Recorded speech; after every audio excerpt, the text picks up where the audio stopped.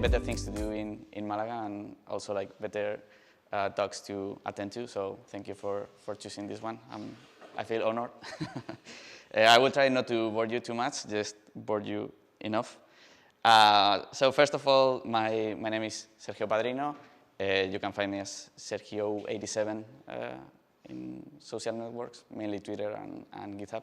I've been mainly at tvOS and iOS developer for the last almost 15 years. Working at, some of you may know or may remember 20, Fever probably not so much, and Plex, where I led the iOS and tvOS team. Working on the media player and audio playback, video playback, a lot of really fun stuff. And then in December of 2020, I joined GitHub as a staff software engineer, and I switched to web development. It was a big change, but I don't regret it. Right now, I'm working on the GitHub desktop app, which is open source and everything. Like you can see how we open pull requests and do all our work out in the open.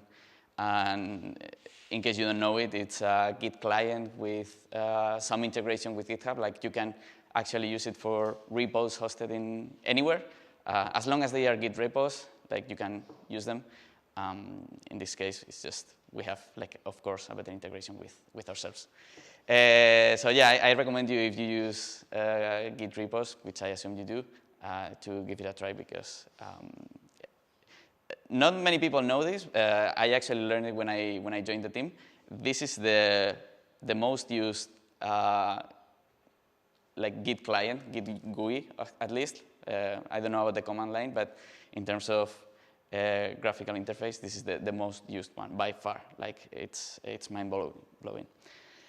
And now, getting started with the actual talk, giving you a history, my history with Homebrew, like running custom software in hardware that is not intended to actually run it. No, like this case, I learned to code when I was 11. I love to write games, to write other apps that I needed, mainly for desktop. But then in 2005, I got a Nintendo DS Lite, which is a console that I really love. Like it's awesome. And I found out that I could write software for it with an unofficial SDK. So I hacked it and I started playing with it. And these are two examples of things I did.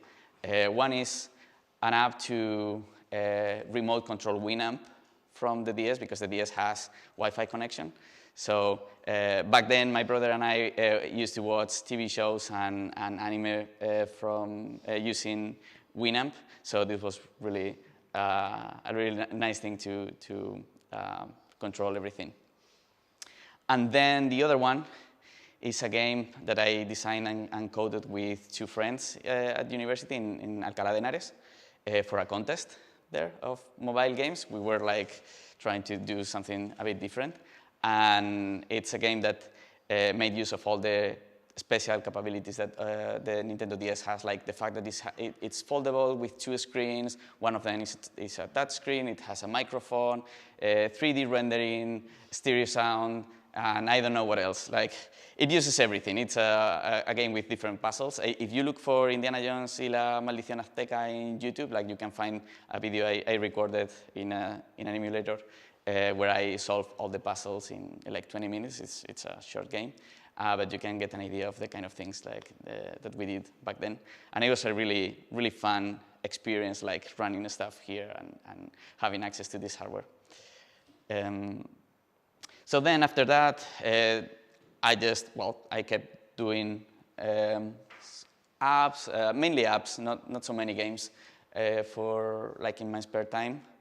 And then fast forward to 2019, I got a Nintendo Switch, and again, I hacked it. I wanted to do some homebrew for it. And I ran into the source code of an old game that I still play with my brother and some friends, an MS-DOS game. I know it was open source, but then I also found out that someone ported it to SDL. In case you don't know, SDL, Simple Media Layer, sorry, Simple Direct Layer, it's a library. It's an abstraction layer that basically gives you an API to draw pixels on the screen, handle input events with a keyboard, game controllers, and playing audio back. No? And it's like this library, the guy that started the project, or that at least that leads it today, works at Valve. If you don't know, if you know about it, is the guy that also was, I think, it was leading the project of Steam Link, the platform of streaming games, no, from your PC to your TV, basically, via network. And yeah, basically, when someone hacks a console, the first thing people do is they port SDL to that console. So any game that is written in or using SDL, it's super easy to port it to that console. So yeah, someone did this. So I'm like, this seems like a good opportunity, no, for me to play with the Nintendo Switch. So I only had to upgrade it from SDL 1.2 to SDL 2.0, and then start working on actually seeing it in the Nintendo Switch. Everything is broken at first because of the resolution, blah, blah, blah. You have to do scaling, you have to do things, but bit by bit, you get more and more things working. And then after I did this, it took me, I don't know, a month and a half. I wanted to do something else. The experience was great. I had my old game from childhood and even now. I'm not a child anymore, unfortunately. So I looked for other opportunities, other games from my childhood. I tried to look for the source code. I actually reached out to the original authors. One of them lost the source code, and the other one was ashamed of his code, so he just didn't want to share it with me. That's the Jetpack one. I've tried a couple of times to ask him for the code, but that only replied once saying that, so yeah. So since I didn't get anything I could play with, I just forgot about it, switched it to other stuff until, for a few months, until 2020, with COVID around the corner and the lockdown in March. I got again the itch for retro gaming, looked again for opportunities for something to port or to do something. And I ran into something interesting. This is a game I actually, I also looked for things about it along with the other games, but didn't find anything until now. So the game is Supaplex. It's from 1991. It's like a puzzle game where you just move around trying to get those electrons that are called infotrons, and avoid like things falling onto you that make you explode, or I don't know, things like that. It's quite a challenging game, but it is fun. This was when my dad bought us our first PC, a 486. He also brought like 3 pirate games, 3 pirate floppy disk: Prince of Persia, Wolfenstein 3D, and Supaplex. So it's like an important game for me. And it's a simple game because it only has like 3 parts. Sorry, it has the intro, which is a splash screen with the credits, something super simple. Then the main menu and all the sub-menus. It's not a lot, but it is. And then the game itself, which is just an engine that you feed with the levels, okay? And it just works. If you have the engine right, you just throw levels, and everything else, it is supposed to work, okay? So what I found is this repo, which the goal of this repo was just to improve the readability of the original assembly code. Okay, so like renaming symbols, adding comments, and things like that. Someone was just interested in having the original code as yeah, as readable as possible, so that people could learn and change it and things like that. The repo has the original assembly code, which is 22,000 lines of code, and it already had a bunch of symbols renamed, just, I don't know, 20 symbols, labels, and a comment here and there, not many things. So it was enough to get me started and interested, like, okay, I know where to start pulling the thread, but it wasn't a lot of work, though, so it still felt like a challenge to me. It's not like I was just taking something that was already done and that. And also I had a different goal than this project. Because what I wanted to do is I wanted to take that assembly code that it only runs on x86 Intel CPUs, and I wanted to extract the equivalent C code and port it to anything that I could, no? Or make it portable, at least, for anything that had a C compiler. Of course, that would mean I would have to do all the graphics rendering input, handling, and the audio playback with SDL. That's like the easiest way of doing it, because SDL is absolutely everywhere.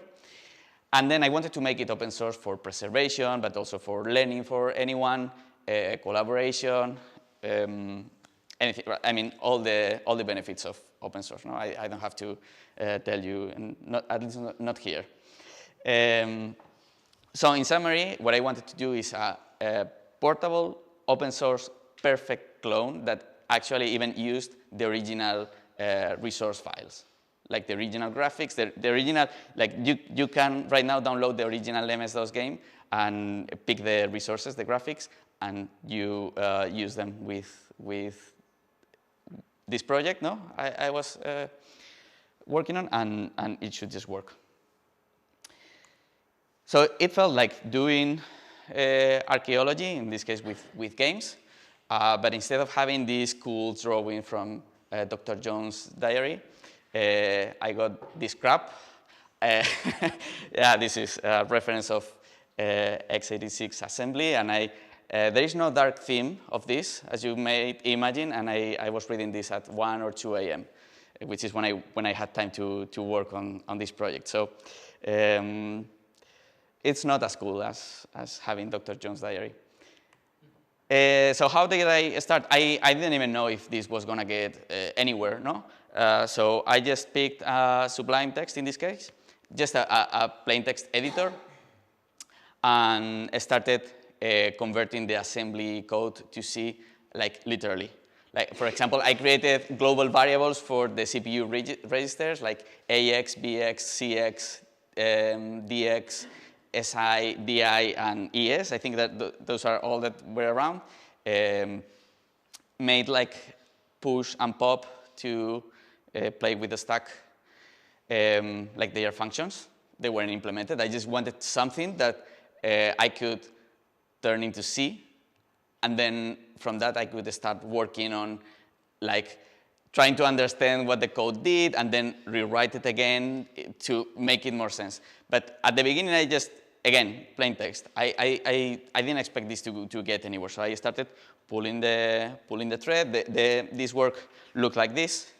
I recorded this a bit later because I was already using Xcode, but the idea is to just, I don't know if you can see it more or less. I just translated every assembly sentence as literally as I could. Like call blah blah blah. I translate that into just invoking a function in C. Mov are assignments, some multi-cursor magic, of course, and yeah, SHR as a bitwise shift to right, blah blah blah, all that. So I kept working. Until I got to a point where I saw that the game was already trying to render something on the screen, and this is like maybe I'm getting somewhere that it's actually worth continuing. No, you can see this is already from March 6 to March. In March 10 is when lockdown started in Spain. And then a couple of days later, I was able to, I got to the rendering part. So I just set up an Xcode project because as I was an iOS developer, I was super comfortable with Xcode. So I used Xcode and macOS as my main dev platform and target. Yeah, and I started working on the rendering part, no? That'd be like the first big milestone. And it seems like VGA programming is hard, like it's nuts. To be honest, at this point, I still don't get it. It was too complicated. So I got stuck trying to understand it, and it's like, nah, let's go the other way around. I'm gonna reverse engineer the way bitmaps are decoded, or encoded, sorry. And then I'm gonna just decode that and try to render it my way. And if it works, then that means I don't have to care about VGA at all. And in general, like this would help me understand how graphics rendering works on this game.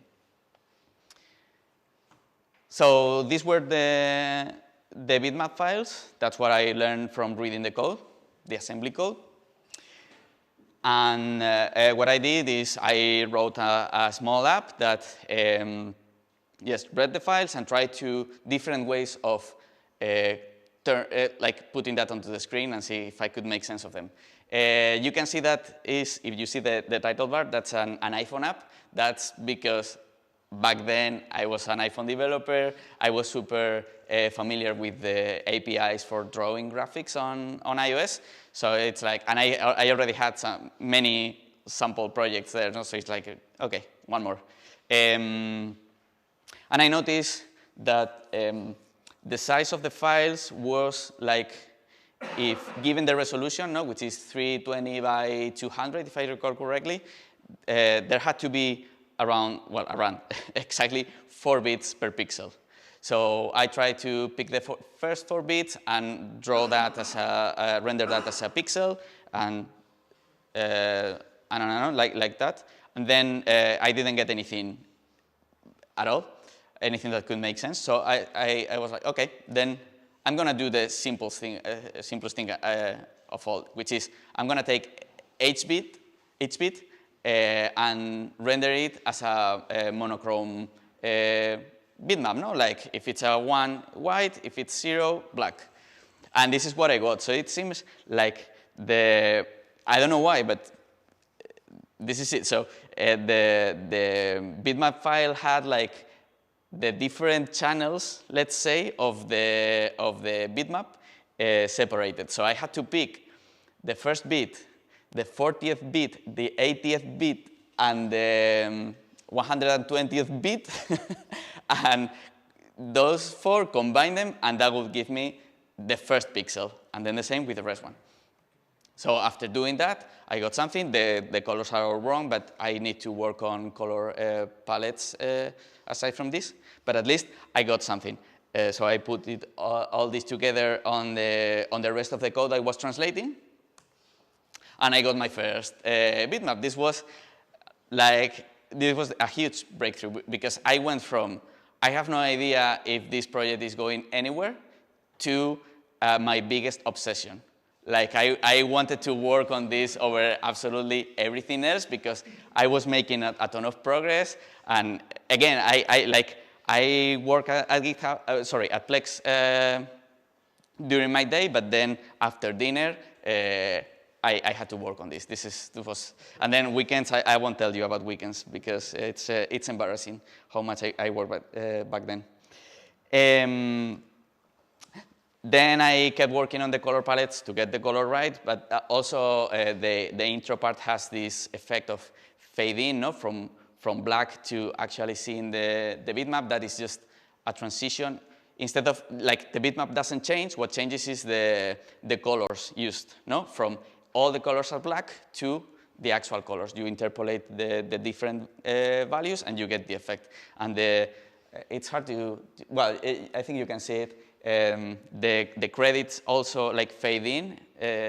That's also a color palette transition where initially the first palette has the colors for all the text is the same as the background where they are, and then it transitions to a color palette where the text has the actual colors, no?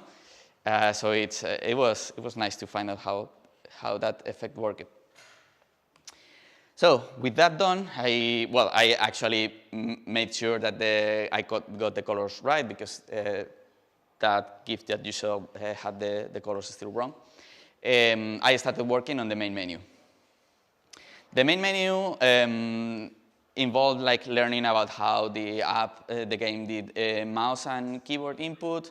I had to reverse engineer some optimizations in rendering, like when the mouse cursor when you move it, what it does is it first re-renders the menu background in the previous position of the mouse cursor, and then it draws the mouse cursor in the new position where it is. So it had to do this in order to clear the trail, no, that you would be leaving of the mouse cursor.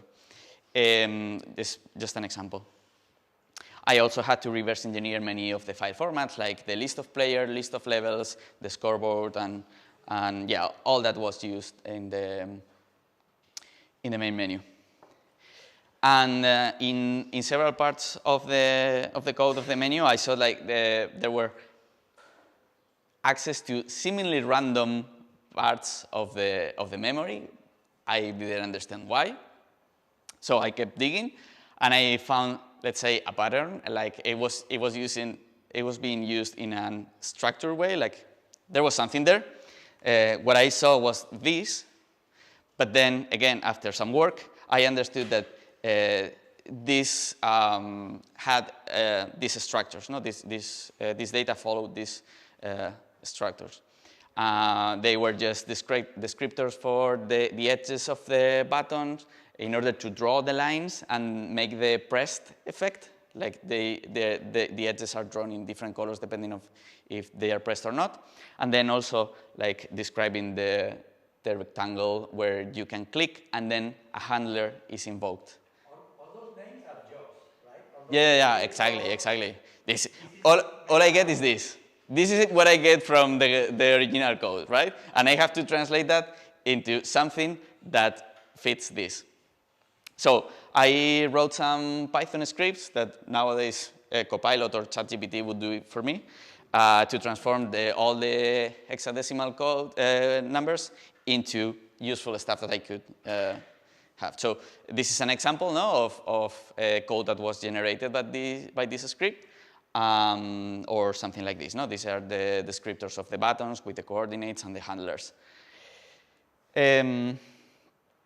So when I was working on this, things got a bit more complex than in the intro part. So some of the time, just reading random assembly code, you can imagine it's hard. But it's even worse if you don't even know what it is for. So sometimes what you need is to read the code while it is running, so that you also see the execution flow, no, what it does, and you can check the CPU registers, no, all that stuff. So that's when DOSBox, another open source project, comes to the rescue. DOSBox, if you don't know it, is an emulator for MS-DOS, mainly games, not apps. They get angry if you if you assume DOSBox is supposed to run MS-DOS apps. And it seems that I learned for this, that if you build it from the source code with a specific compile flag, like you get access to a fully fledged debugger. So basically I did that, and what I started doing was running or debug step by step the original game along with my implementation and comparing the difference in behaviors and try to make sense of the code, no, of the original code, and see if I was doing the same. And it was, again, it was full of features. Like you have, like knowing the limitations of the language and everything, but you get breakpoints at any line, or when a certain memory address is accessed, you can explore any position of memory and dump it or whatever you want to do. Check the current values of the CPU registers.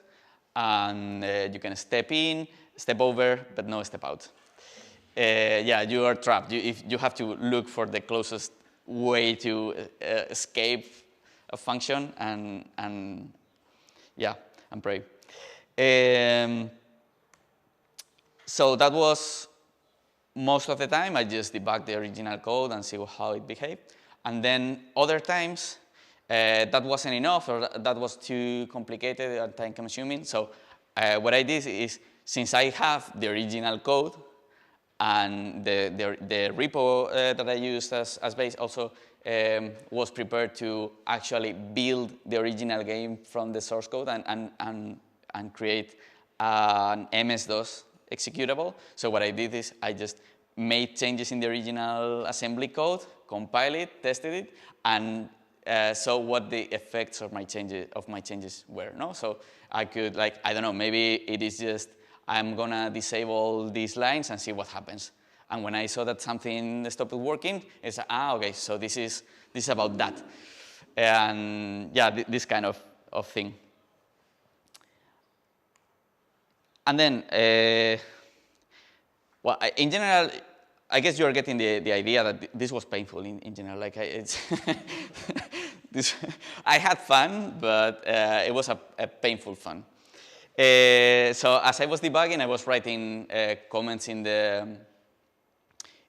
my C code with some references, something that could help me to make debugging easier in the future. No, so for example, I just wrote down the comments with the memory address where a certain assembly line is in memory while the game is running, so that I could set a breakpoint at that line. And it's like, okay, I want to debug this function in the original game.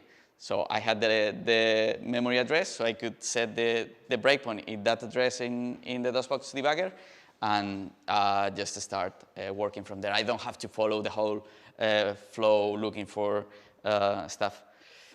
And then I also kept the labels from the original assembly code as a reference in my C code, so that if I wanted to check if my translation matches what there is in the assembly code, I could just look for that label.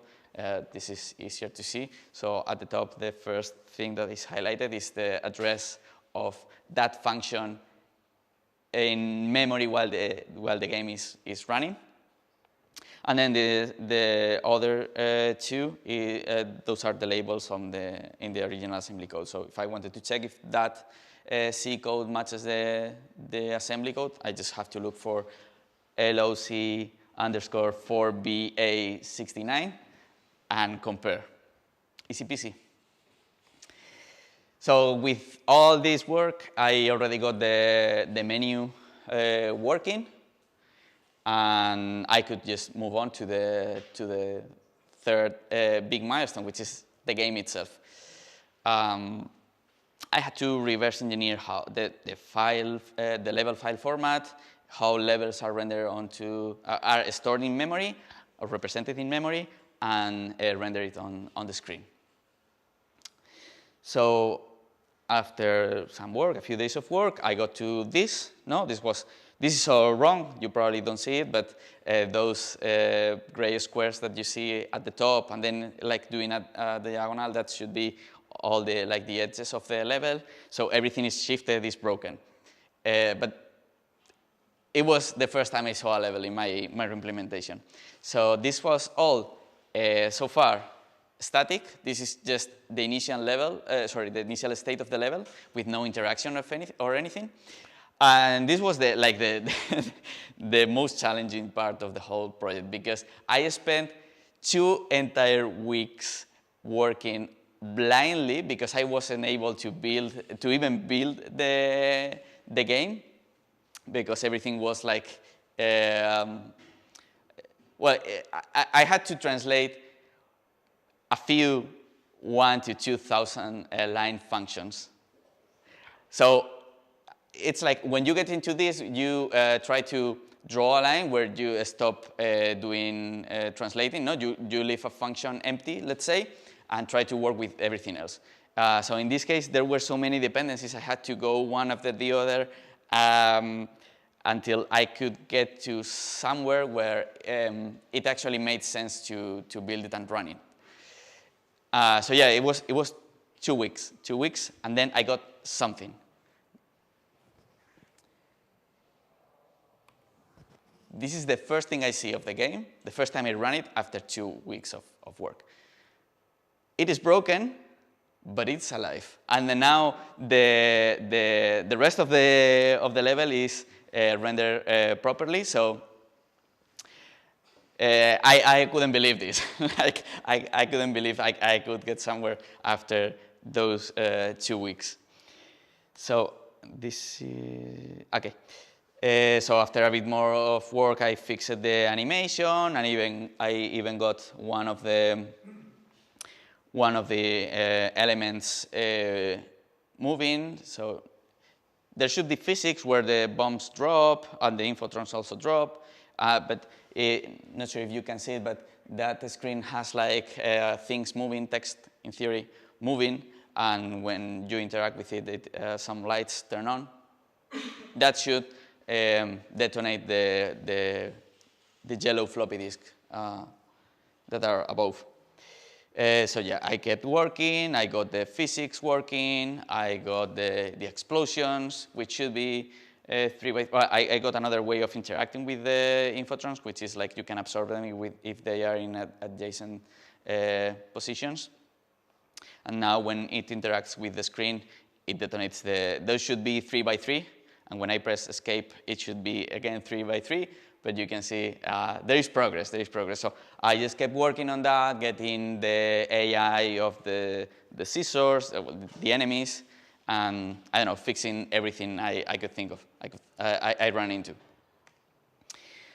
So after I got basically all the third part, which is the actual game working and the level engine, I set myself to some new milestones, which are recording and playing demos, which basically means you could record the keystrokes and replay your game. That was in the original game. I was mind blown when I didn't know that back then. Of course, ported to other platforms because that's I wanted to play this game on Nintendo Switch or PS Vita, and of course getting the sound and music working. So the PS Vita port was super nice because it has, I set up all the assets and you get these nice effects from the menu. It was super cool to, seeing it working, everything, the animations. And yeah, later on I also integrated it with the on-screen keyboard that the operating system allows you. All this with, of course, the unofficial SDK and libraries. I even set it prepared all the packaging to publish it in the Vita Homebrew App Store. Okay, so you can even get updates, automatic updates when I release something. I don't know, it's stupid, but it made me happy. Like the whole project, to be honest. The same for Nintendo Switch. Also like with the icon and everything. And yeah, it's nothing new. But it was great to see it here. And also, again, it also has its own Homebrew App Store, so I also prepared the packaging with the screenshots, the icon, and everything, and you get updates and blah, blah, blah. So what next? So something super cool, well, or something that I found cool about the original game, not sure if you can hear it, but it supported several different, no, it's impossible. It supported different sound cards, and each of them, of course, has their own vibes and everything. So I personally I had a sound blaster, so for me that sound was like Supaplex, and I wanted to keep this. I wanted to keep the ability to switch between the different sound banks, let's say. So I thought, I just have to read the right audio file, learn how to decode it, no? Throw it to the sound player or sound card, however you want it, to call it, and done, right? Yeah, it wasn't that. Like, I noticed the game read those files into memory, but then like in a specific address, but then I never see any instruction to read that part of memory. So I kept debugging with DOSBox, with a debugger, and then I saw that the game execution jumped into that memory address. So we are talking about poor man's DLL. It was just assembly code that was just no protections, no everything, just read the file, put it in memory, and jump there. That's it. And each file was the code to talk to the specific sound card. And yeah, so that meant I had even more code to disassembly. But in the end, I decided this was not worth it because that was crazy. What, sorry? Did you maintain that jump in the C code? No. I decided to forget about that. What I did is with DOSBox, you can record the audio, the output. So I just made OGG files, which basically store like what I was playing was the waveform of the actual sound and the music and everything, and load them and play them. Just to give you some context, the game Supaplex was the reason to. This is like a version or a clone of another game that is called Rocks and Diamonds, I think it is. And the idea behind this was to make the game small enough to fit into a high density floppy disk, no? Half a megabyte. Well, with the OGG files, this was like 30 megabytes or so. So that wasn't one of my goals. So yeah, I didn't feel guilty about that. But then later on, a contributor just submitted a PR with a pull request with mod files, which is just like a MIDI file, but it has the instrument samples.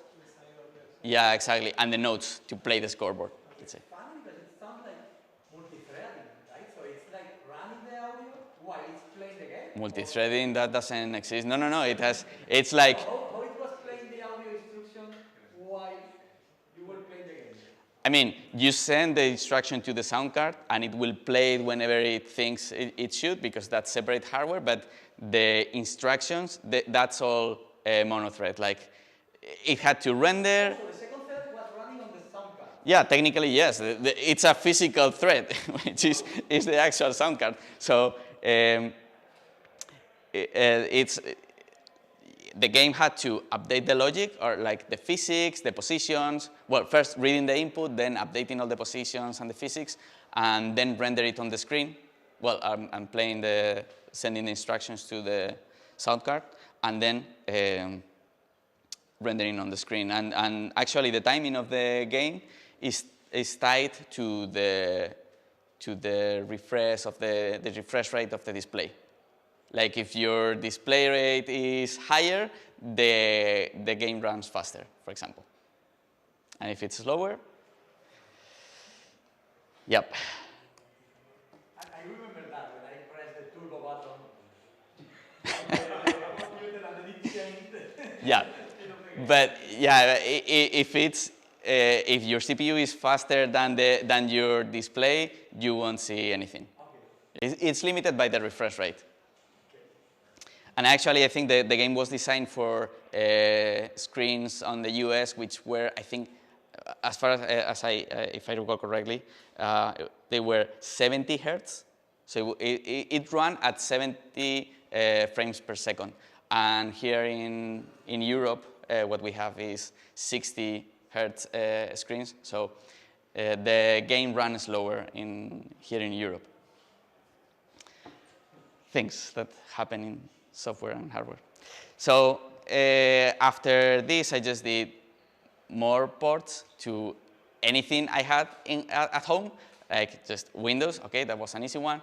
but also PlayStation 3, PSP, Wii U, and Nintendo 3DS, like everything. Everything except iOS and Android, because having SDL there was kind of painful back then. So, and then some contributors did also ports to other platforms, like Nintendo DS, Risk OS, I don't know if rings a bell for you, and lately PlayStation 2.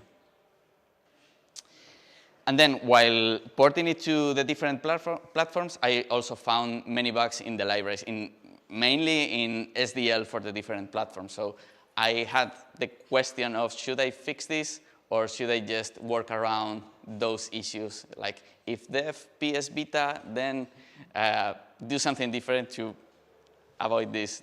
Of course, for me, the answer was clear. I didn't want my code to be polluted with crap from problems that are elsewhere, and I wanted to contribute to those projects, because I guess, which is not true, other people would run into that, but they are not that popular. So, and debugging in these platforms was tricky, because most of the time when I ran for the first time the port on the Wii, the game crashed, or the whole console crashed, or it got stuck and I had to unplug it and plug it again. And yeah, I had to do that a few times. And there is no printf, there is no GDB to debug, there is no way of knowing what's going on there. But all of those platforms have access to network via Wi-Fi. So I opened a socket in my laptop with Netcat, and then I printf to it from the console. No, I just sent the stuff over the socket, and so I could see in which line exactly the game crashed and made everything crash. And with that, I start. Well, you know how debugging works. I go to a few fixes for SDL itself. Like, I don't know, SDL wasn't prepared to work with big endian CPUs, and the Wii U, and I think PS3 too. Those are IBM-based CPUs, PowerPC. So those are big endian. The rest of the CPUs we're used to are little endian, and that changes a ton of things. It's painful, but also, I don't know, SDL for the Wii U, for the 3DS, the very same PS3 SDK, anything. So these are just a bunch of contributions I did to those open source projects. And then about testing, you know how important testing is. If you make mistakes with code that you're writing, that you know what you're intending to do, no? Imagine translating assembly code from 20 years ago from a different platform that has nothing to do with what you're doing. And yeah, what do you do? How do you check their implementation is correct? You can't, or not easily, unless it happens that, as I told you before, the original game, like, it could record the keystrokes, and it's saved them to a file that you can share to others as like a solution to a level. No? So you can replay it later. And if you play one of these solutions and that replay ends the level, beats the level, like, it's just a return 0 in the main function. It returns successfully. So it was like prepared for something, but it was very useful. And this is an example of both my reimplementation and I don't know if, no, yeah. My implementation and the original game running at the same time. On the left right now, I'm playing and recording, as you see at the bottom. You see how I tried to interact with the screen and missed, so I had to try again. And then I finished. I'm not going to play the whole video because I don't even know how much time I have. But then I just play the same thing. You can see here how I miss. So I go back again. Yeah, so I just wanted to make sure I used exactly the same format. Why? Because even if you might be thinking this is, I don't know what just happened, okay. Even if you think this is like a crappy game, no one cares about it, and you're probably right to some extent, there was like a small community around it, and there are 7,000 level solutions from the 90s and early 2000s, so it's a long time ago. And for both original levels and then custom levels, because people, of course, wrote their own level editors and did their own crazy things. So why not running those 7,000 solutions, see if my implementation also beats the level in all of them. That's like a file format where you can record a solution. The file has both the level inside of it and also because the timing of the game is not by the CPU clock. It is by frames. So basically it records whether, for each frame, whether you are pressing a key or not. And then it only has to reinterpret that as your own input for every frame of the game. And it doesn't matter if it runs slow or slower or faster in your computer, because it depends only on the frame. Yeah, exactly. And you don't even need to know the level before, because the level is also in the solution file. Exactly. You don't even need to do matching or anything. It's like it was prepared for this. So this is what it looked like. My first attempts. It's stupid, but I wanted to show you. You can see at the bottom, it's printing like I'm running this file with a solution. So it renders only the initial screen, and then it's running the logic without rendering it, so that it goes faster. Of course, I optimized this so that it doesn't render anything at all. It just updates the logic and moves on. So I just okay. I just run this on every commit with a GitHub action. That was the first time I used actions. And it helped me to fix many issues with my implementation. Like, it basically tells you it wasn't able to solve this level.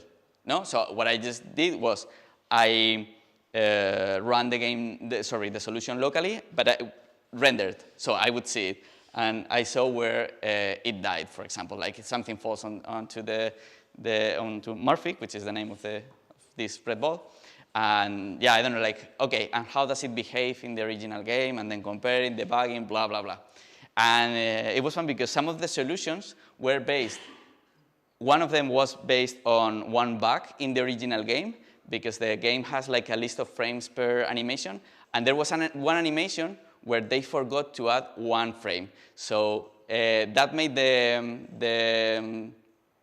think it was the scissors to move slower or faster. I can't remember now, but like the whole level solution was based on that mistake that I fixed when I saw it. It's like, this is wrong.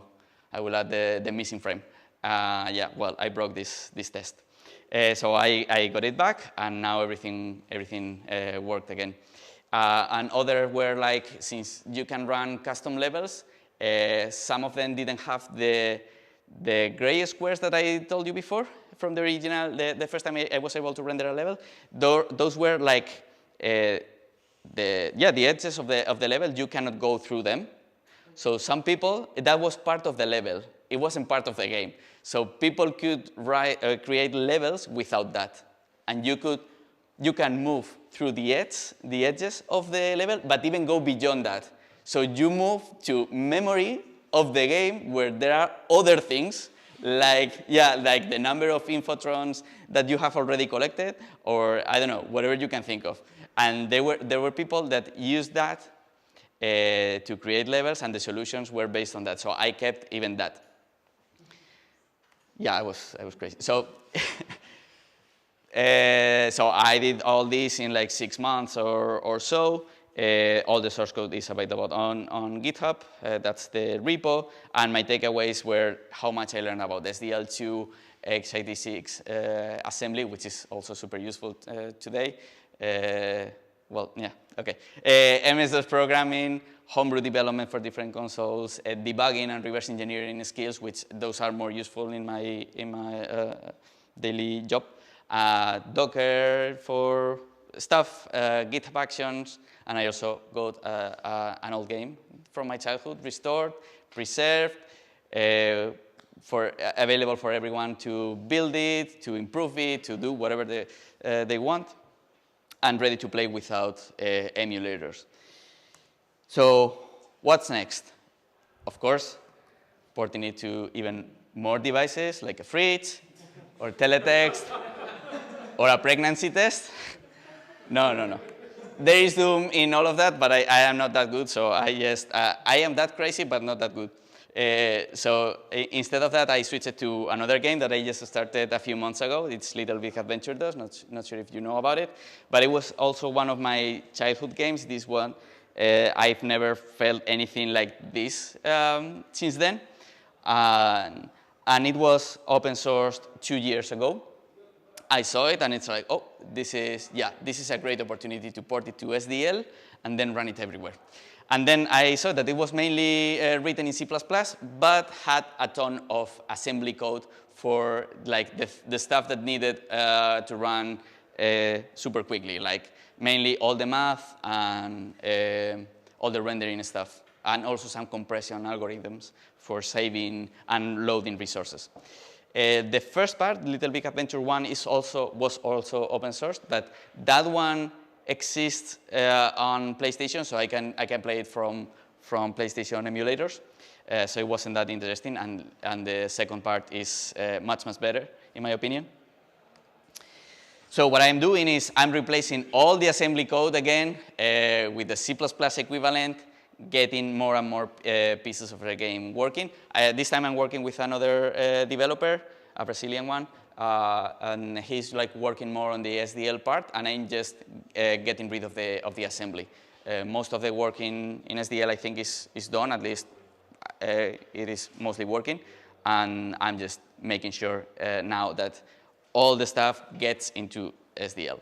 All the source code is available there in the Sergio branch, because that's where I started, and there are, I don't know how many hundred commits are there. You can follow me on Twitter to see my progress, because I'm posting it there.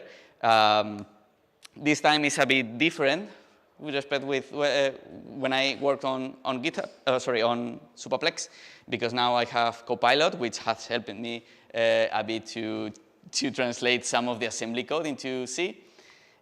Also ChatGPT, of course. They are not perfect, but they sometimes just give me enough inspiration to understand what the original code did, and you know, they have been really helpful, at least for a few parts. And now let me show you. This is with this I'm closing, I promise. This is when I started working on the actual game. It all started with a black screen where I didn't see anything, so I'm not going to show you that. Then I got all that background rendering, which is just 2D. It's like a fixed camera, isometric, and yeah, just the 2D. And let me see if I can full screen. Okay, probably hard to spot, but there are some shadows here. At the beginning, you only see shadows. They move, but then they do jumpy stuff. The second thing is I get this creepy thing, which is supposed to be a human, but it has like the legs completely broken and growing forever. Then I got it to teleport. It already looks like a human, but the animation is really back for your back. And then I got it right, but the colors changed when I move the mouse. I still don't understand how that is possible. Yeah, it's like that. And then I got it right. This is the body, the dress of the main character's wife. And then after this, I just got the whole thing. And this is super cool because the whole logic of the game is already there, and it just works. I just had to make it render. So just by getting to this, I already got the collisions. Here I was testing the collisions because part of it was in assembly, and the overlapping the 2D stuff on top of the 3D stuff. But then I got like the menus and everything was already, just by fixing rendering, I got all this stuff. And right now I'm working on the outdoor levels. I can quickly show you pressing play. Oops, okay.